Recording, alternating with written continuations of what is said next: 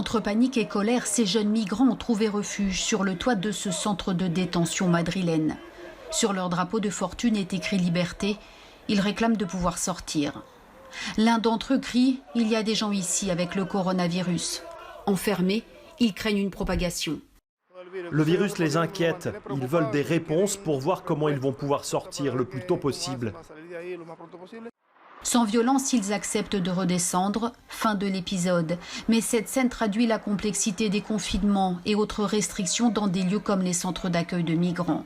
Madrid a interdit aux populations de sortir. L'Espagne est en état d'alerte. La Grèce, elle impose la quarantaine aux voyageurs, confine les migrants dans les camps.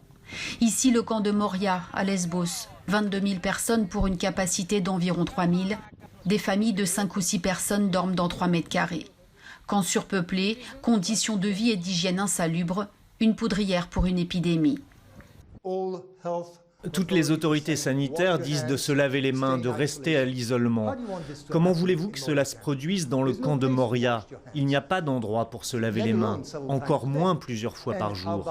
Et qu'en est-il de l'isolement, quand tout le monde est entassé dans des tentes et des conteneurs? Sur les îles grecques, on dénombre 42 000 demandeurs d'asile. Que faire si le Covid-19 se propage dans un camp? Des tests de température, des désinfections sont prévus.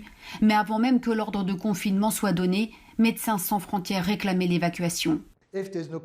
S'il n'y a pas de capacité d'évacuation, les personnes les plus vulnérables, comme les personnes âgées, les enfants atteints de maladies, seraient les plus à risque dans cet environnement. Alors, ces femmes cousent elles-mêmes des masques de protection, maigre rempart mais exemple de solidarité.